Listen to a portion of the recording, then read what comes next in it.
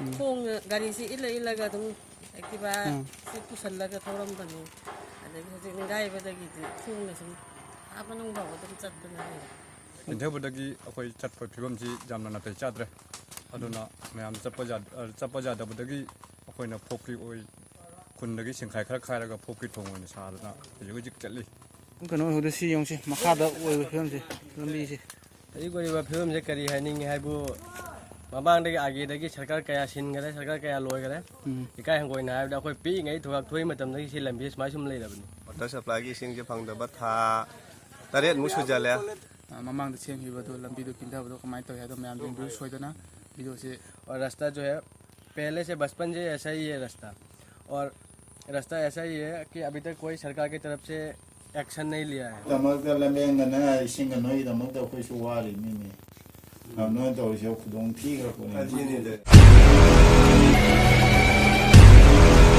hello good morning everyone अखोई अनौबा video ma'am मांग पुदन लाचरी Ming Rajesh थेंगजम channel ma'am तराम नौचरी पुरब वीडियो से अनौब अनौब कंटेंट होगने खनजई कंटेंट से अखोई सूम अखोई लंबी किंदबना मरम होइरगा अखोई इसिंग फंग्रे अखोई खुनसे हाना इसिंग चंगम इसिंग फंग्रे इसिंगी प्रॉब्लम मरम होइबना अखोई मीटिंग फमबगी अखोई चटकनी अखोई शिवार निथेंखुन मनिंग लेकाइगिनी मनिंग लेकाइ खक्तने अखोइना फंगद्रिसे इसिंग अतोपा मोय ममांग लेकाइदि फंगी अदो हजि अदुगी प्रॉब्लम सिगी सॉल्व ओइनबगिदमता अखोई चटकेन खनमनी अदो ममांगदसु अइना हजिगी हाइबा लंबी किंदाबदुना मरम ओइरगा इसिंगसे अखोई फंगदबने अदुगी प्रॉब्लम सॉल्व तौबै चटकेन तौबने अदो ममांगदसु अइना वीडियो थागतरे लंबी सेमबगी मतांगदसु अदो मयामना अई वीडियो दो उदबा जेंगबीदबा जावगबा तारगदि वीडियो दो डिस्क्रिप्शन दो थमजरमगे लंबी सिगी मतांगदसु मयामना कनोमता हाइजावगे ममांगदसु एमएलए मिनिस्टर क्याम लामे अनिरा हुंदा हजाजनम एमएलए मसामसु लामे अतोपा मिनिस्टर इसिंगी मिनिस्टर अखोगी मिमना पंजरबदा अखोगी सार पियूष हजारिका अखोगी इसिंगी मंत्री निमासे मा मसामसु लामाबनि सिदेसिदा अदो लामागा मीटिंग अमा फमग्रे मीटिंग फमा मतुंगदा मोइना लंबी से अक्टोबर दा सेमबगी वा पलमी हाय आइदी डिसीसु लामे सिलजरगे डिसीसु लामे इसामक्ति लेजाहुदे अदुबु हाइदी मोइना लामी खदि लंबी से सेमबदि याबनि अदुबु हजि तुमिन लोय लेसले हजि बौदा कयम कनाम सेमबिदे होय एमएलए मसामंगनादि दुपा माई फंदई क्यानो काइथारगा खरा तौरमनि हाय तौरमसु इसिंग चाव लोय चक्रे अदो कैसुम कानाबा फंगदे माना सेममिदसु अदो यारगदि हजिति इकंग था जावरे हजि यागदि सेमबिबा जाय अचौ असांगना हाइदी अखोई एमएलए मिनिस्टर ना चांदीरगदि मिजिंग चंगबिउ सेमबिउ हाइना आई अपील तौजरी अदो होरेन वीडियो दसु जेंगहालागे लंबी दो किंदाबदो मयामना होरेन वीडियो दो उफमनि लंबी से कमेंट तौ हाइदो अदो हान अखोई सेंगिबो वीडियो दसु लंबी किंदाबगी सेमजखि मयाम हारोन मयाम पुल्लगा दुगा अखोई सरकार की थ्रू दगी पैसा अमबौ यावगिदे अखोई इसाना सुम कलेक्शन तौरगा कुनगी सिंखाइ खरना सेमगिबो ngakani अदो मयाम दा होरेन वीडियो दो डिस्क्रिप्शन दो थमजरमगे ममांग द सेमगिबदो लंबी दो किंदाबदो कमाय तौ हाइदो मयाम जेंबु सोइदना वीडियो से मतुंदा मु उच्चारागे वीडियो से हजि अखोई से अखोई यामबानी अखोई बाय राहुल लाइन अखोई मयाम दुम खंगनारिबने अखोई खुनजी हारोन सिंह टीम दा जावबा ग्रुप दा सु जावबनी माना अखोई लीड तौरा पुबनी पुनमसे अदो अखोई हजि चत्तुसे बायरोन कई मरमगी अदो मयाम दा तंग शेयर तौसे सेनी अखोई हुजिक निंगदेंगुन मनिंग लेकाय हाइदि शिवाजी पी की वार्ड नंबर 5 ओइबा असे अखोई की लंबी सुगी प्रॉब्लम दगी लंबी की गाइबे मरम ओइरगा अखोई इसिंग सु वाटर सप्लाई की इसिंग जे फंगदबा था 8मुक सुजले 8 सुजले असे हजि अखोई की कमिटी अम ले वाटर सप्लाई की चेचलगा सेक्रेटरी एंड प्रेसिडेंट सिंग उनरगा काइगिबा मफम सिगी पाइ मति अम समहलगा इसिंग अखोई मयाम मनिंग लेकाइगी न्यू मनिंग लेकाइगी मयाम सिदा इसिंग जे थप फंगनबगी हाइजरो याना चचगयाना अखोई की खुनगी नहारोन सिंग पाखंग मचा सिंग ngainabagi ni huji tawse horen अखोई सु वीडियो दा अखोई की नाव सिगी यूट्यूबर माय चैनल सिदा अखोई उच्चारकनी लंबी किंधगिबा अखोई ने मयाम चंगना किंधा सु गवर्नमेंट की तरफ तगी सु जेंगची जेंगया हुजी बगी सु दुगी रिजल्ट फंगदे से चेना अखोई होय मयाम ना चलगा सिगी चैनल सिगी चलगा अखोई की लंबी किंधबा हुजी की पाइप पोखागिबा मते तो सु मयाम दा उहनजगी से हायरगा साइ मतांग लैजरगा से येंगसे हजि लंबी से फिबम जसिनि से सिगा थोंग सारगा हजि कन्ना चले से वागे ꯐꯣꯛꯀꯤ ꯊꯣꯡ ꯁꯥꯔꯒ ꯃꯌꯥꯝ ꯂꯥꯟꯅꯔꯤꯅꯤ ꯁꯤꯒ ꯁꯤ ꯐꯤꯕꯝꯁꯤꯕꯨ ꯌꯦꯡꯍꯩꯔꯤꯕꯁꯦ ꯌꯥꯝ ꯊꯤꯅ ꯐꯤꯕꯝ ꯁꯣꯛꯑꯝꯃꯤ ꯑꯩꯈꯣꯏ ꯈꯨꯟꯒꯤ ꯂꯝꯕꯤꯁꯤ ꯌꯦꯡꯁꯤ ꯐꯤꯕꯝꯁꯦ ꯏꯁꯥꯃꯛ ꯎꯠꯆꯔꯛꯀꯦ ꯃꯌꯥꯝ ꯇꯞ ꯇꯞꯅ ꯍꯥꯟꯅ ꯁꯨꯃꯥꯏꯅ ꯑꯣꯏꯔꯝꯄꯣꯠꯇꯦ ꯂꯝꯕꯤꯁꯦ ꯍꯟꯗꯛ ꯏꯁꯤꯡ ꯆꯥꯎꯈꯤꯕꯗꯒꯤ ꯀꯤꯟꯊꯈꯤꯕꯗꯒꯤ ꯍꯧꯖꯤꯛ ꯀꯅꯥꯝꯅ ꯃꯤꯠꯌꯦꯡ ꯆꯪꯗꯦ ꯁꯔꯀꯥꯔꯒꯤ ꯃꯥꯏꯀꯩꯗꯒꯤ ꯃꯤꯠꯌꯦꯡ ꯑꯃꯐꯥꯎ ꯆꯪꯗꯦ ꯉꯁꯤꯁꯦ ꯂꯩꯔꯝꯃꯣ ꯑꯩ ꯂꯥꯛꯇꯣꯏꯅꯦ ꯑꯃꯨꯛꯀ siga turen nungfau turen ni se sine nungfau turen ado handa ke ising ichau do se kinda khibni se kinda khibdagi lambi se side ta nappaga mayam se loi chatna bane ado side ta nappaga chappa se jarakta dana haidi asi na thuradi kamai tawni si lambi siga mache mache siga han nappa chalamini hai se lambi kinda khiba matung dagi ado mayam na khoi siga khoi khun na haron mayam wa khaigat naraga siananga mangamba sian mateng khara hapna se sumaina phoki thong urok thongi type tani se phoki thong ama saraga sumaina si hoje chali si yam thina haide thamoi sokdingai oiba lambi ne khoi khun lambi si sibu sarkar na kitang baw mideng changbi de heng bot matang da de se laga bot khoma dure mi se hoje na lambi semam dai matang joro kana hoi sarkar na changam de haiba te sarkar na mideng changami amukha ado moi phandai kaitharaga khara semami semam badodi lambi kintha bada loi jaw khore semami dosu success oyude 50% boy hode 30% ga hogalamaga dum loi khare sum 30% semam badodi khoi kem kana ba phangaude adu matung de amkom hanna jenga khidre MLA masamak lame anira ahum nak sida lame adu matung da khoi gi isingi mantri khoi gi mingwen panjarabada khoi gi Piyush Hazarika sir masasu lame to masala amaga su masana hai October side dagi lambi hobagi wari ni sembagi ado hoji pau October se change hoji October hoji 2 weeks fajale asi pau ta karigumba mata pau laite sini ma hoji oiba phigam je yam thina nungai jade se lambi sigi matang da main tawba hona de sigumba matang sidi haide mayam khoi lingjen mana da nate lingjen mana re mi kyara hanna masala amaga haijarure chacharure adubu kaigumba haide result am phangba ngamde sini hoji yong makhada su sele se hana si film sida oirambada khoina isana semja khibni sema matung da su kaisum kana lambi kinda himna maram moraga tum kano hoda si yong se makhada oiba film se lambi se makha se wa makhong ha pa kan taw mi se jeng halo yang ga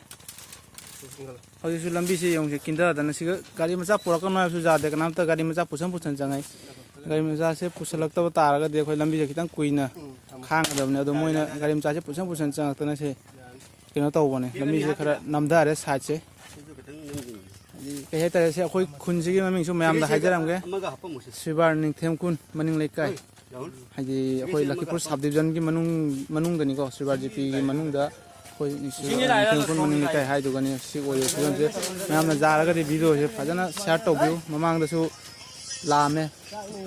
Facebook के page ता media के through दा ma'am लामे अदो ma'am थागाथि अदो होजिबोसु कैसुन हाइदे अदो आइगी channel सिदगी ma'am ना जारगा दि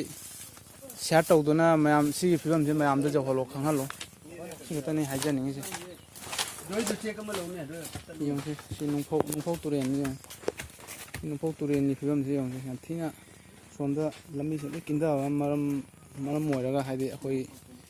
चप्पद खुदोंग याम चाद्रे school छात्र छात्री अमदि अहल लमन अखोगी अहन सोन बा अहन लै मोय सिंगसे चप्पदा याम खुदोंग थीरे वखन दि साथे नोइते हे सि फिल्म जे उरगा हाना खोइ सेम मांगदने खोइ हान सेम मिसेना सि फिल्म जेबु स्माइल बो करम खुंद स्माइल लाइगे सि फिल्म जे अंथिना थमोय सोंगाय नि सिदि Mandre City Sarkar kitang meeting changhani khoi Lakipur MLA na jagadi immediate action lobyo sigi lambi sigi matang da khoi lambi kinda gari pusan na gari mcha pusan na changbagi hoji makhong puthare na ji semi yong se khoi lai se isingi problem crisis khoi khunda ising phangde hana changami lambi sina kinda khibdagi ising je yong se ising pipe sida कथलगा मोइना मेंजला थामग्रे इसिंग चंगतना इसिंग हे लंबी फुंदना लंबी किंदाबदगी इसिंग जे हमसे मेंजलगा सिग लेरेसे सिसिगा थिंजला थामग्रे इसिंग जे थिंजला थामग्रे सिनी अदुना अखोय हजिकसु इसिंगी प्रॉब्लम ओयरगा ओयबसना मरम मोयरगा अखोय हजि इसिंगी मीटिंग अमा इसिंग पिउ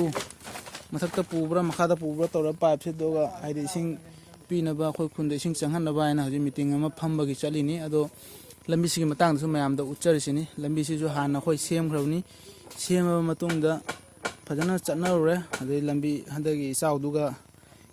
लोय लंबिसे किंदाखरे लंबी जाउद्रे इसिंग इचाउदुगा इसिंगी लंबिसु कक इसिंगी लाइनसु कथले लंबिसु कथले लंबिसु ततले अनि थोंग सारागा इरान हाइदि मसाना इसा इसा खुन सेंखाइ तरो थोंग सारागा चटनारिसिनी ते हाबु कहिम लेते सि अकाइबसे सि हाना लंबी ओरमिनि सि लंबी नते लंबी दिसि मखादा लय हौरे आदो क्वा पाम्बी हौरिसे लंबी नि सि क्यामु जाम किंदाखरे अदु ये क्वा पाम्बी हौरिसे सि लंबी ओरमिनि sonda sonda migi sangoi yaugre kindabre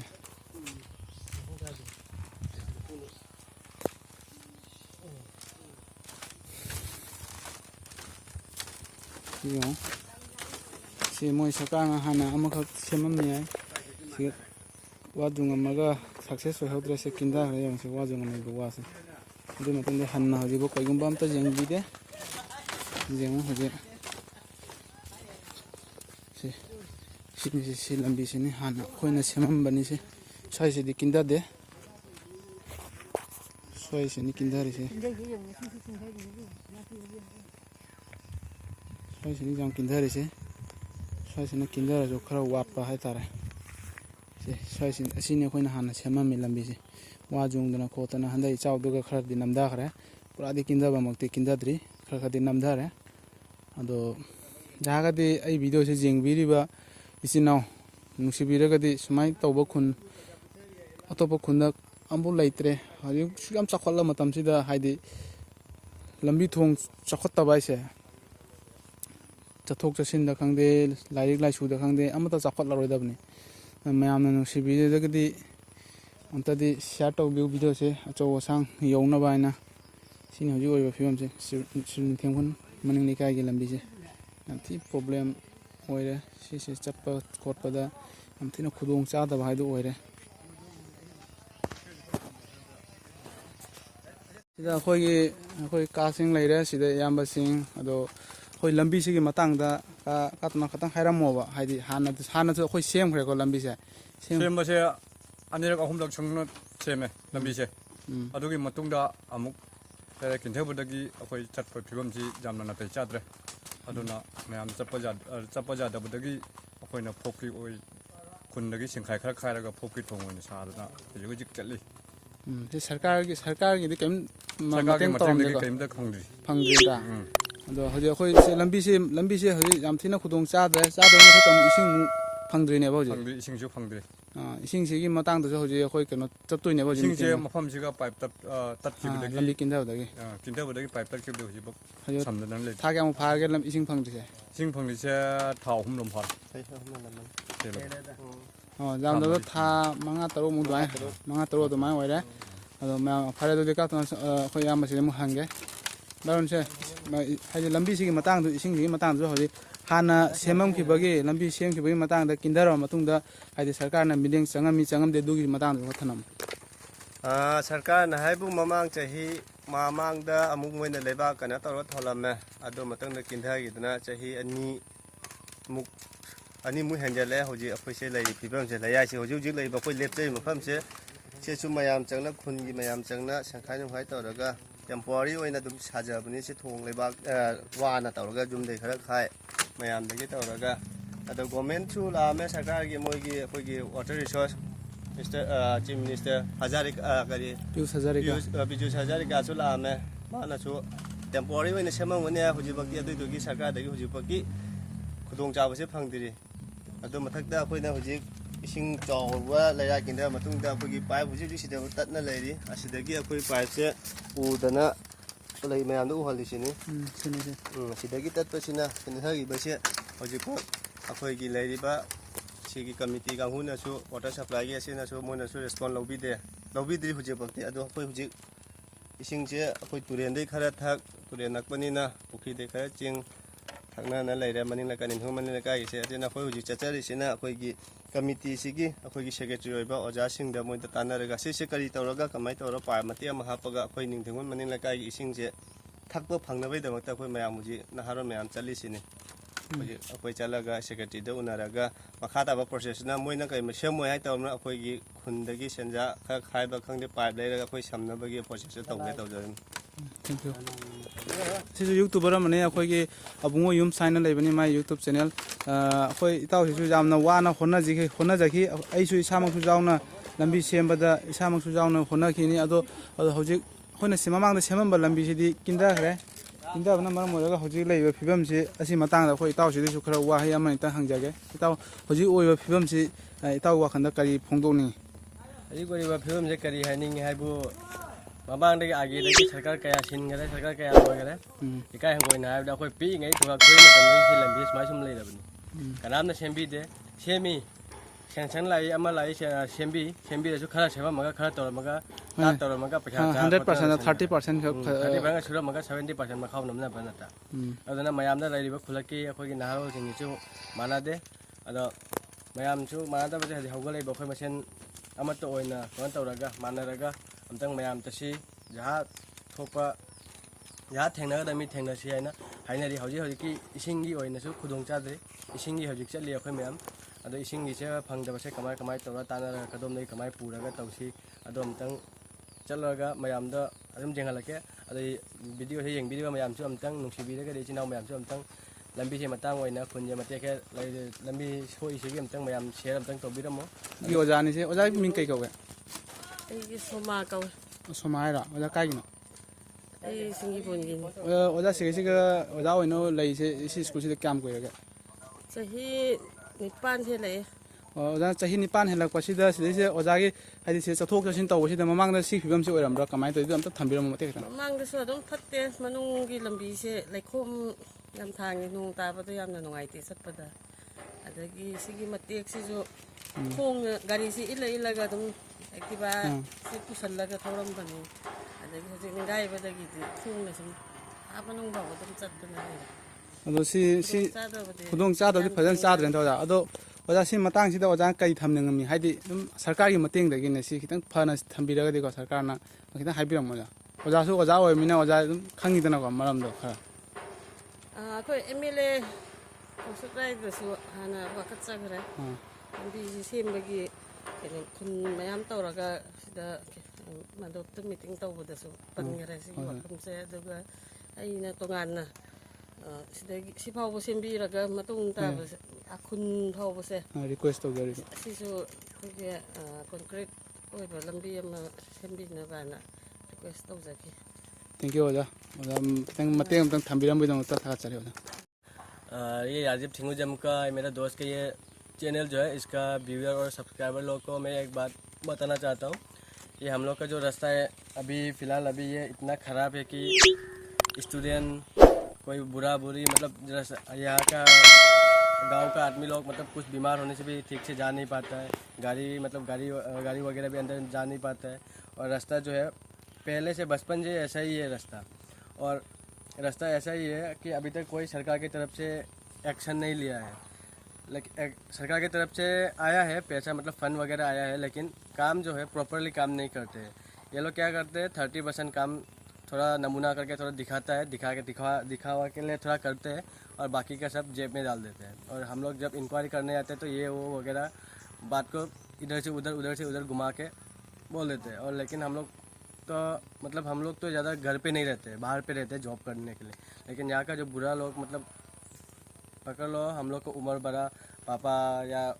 वो जैसे कि बुरा लोग का मतलब वो लोग तो उतना मालूम नहीं है रास्ते के बारे में मतलब कैसे पैसा के बारे में सैंक्शन कहाँ से क्या होता है क्या नहीं है ये उन लोग को उतना मालूम नहीं है तो अभी हम लोग फ़िलहाल क्या कर रहे हैं कि हम लोग MLA का हमारे sub division Lakhimpur sub division का MLA के पास भी गया है हम लोग तो MLA खुद आके भी देख के गए हैं रास्ता का मतलब MLA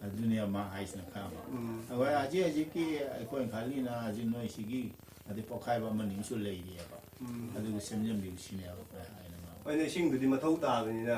ꯍꯥꯏꯗꯤ ꯇꯨꯔꯦꯟ ꯍꯥꯏꯔꯦ ꯑꯩꯈꯣꯏꯅ ꯇꯨꯔꯦꯟ ꯇꯥꯟꯅ ꯆꯠꯄꯁꯤ ꯑꯩꯈꯣꯏꯒꯤꯗ ꯅꯠꯇꯕ ꯍꯧꯖꯤꯛꯇꯤ ꯇꯨꯔꯦꯟ ꯆꯞ ꯆꯪꯉꯝꯅ ꯂꯩꯕꯅꯤꯅ ꯘꯥꯠꯇꯣ ꯑꯗꯨꯏꯗꯨꯒꯤꯅꯦ ꯍꯥꯟꯅꯗꯤ ꯑꯗꯨꯝ ꯇꯨꯔꯦꯟꯗꯤ ꯆꯥꯔꯝꯃꯤ ꯁꯄ꯭ꯂꯥꯏ ꯂꯥꯛꯇ꯭ꯔꯤꯉꯩ ꯑꯗꯨꯏꯁꯨ ꯍꯧꯖꯤꯛꯅ ꯑꯃꯨꯛ ꯁꯄ꯭ꯂꯥꯏꯗꯨ ꯂꯥꯛꯑꯃꯤꯅ ꯑꯗꯩ ꯘꯥꯠꯇꯨꯁꯨ ꯏꯟꯖꯤꯟꯅ ꯀꯨꯝꯅꯗ꯭ꯔꯦ ꯍꯣꯏ ꯁꯄ꯭ꯂꯥꯏ ꯑꯗꯨꯝ ꯁꯤꯖꯤꯟꯅꯕꯅꯤ나 ꯑꯗꯩꯗꯤ ꯊꯥꯗ ꯌꯥꯝꯖꯜꯂꯛꯑꯃꯤꯅ ꯑꯗꯨꯗꯤ ꯏꯁꯤꯡꯁꯨ ꯀꯪꯊꯔꯛꯄꯅꯤꯅ ꯋꯥꯅꯔꯦꯕ ꯅꯣꯡ ꯆꯨꯔꯤꯉꯩꯗꯤ ꯇꯦꯡꯀꯤ ꯈꯪꯗꯦ ꯌꯥꯕ ꯈꯪꯗꯦ ꯑꯗꯨ ꯑꯗꯨꯝ ꯁꯤꯖꯤꯟꯅꯩ ꯐꯔꯦꯅꯦ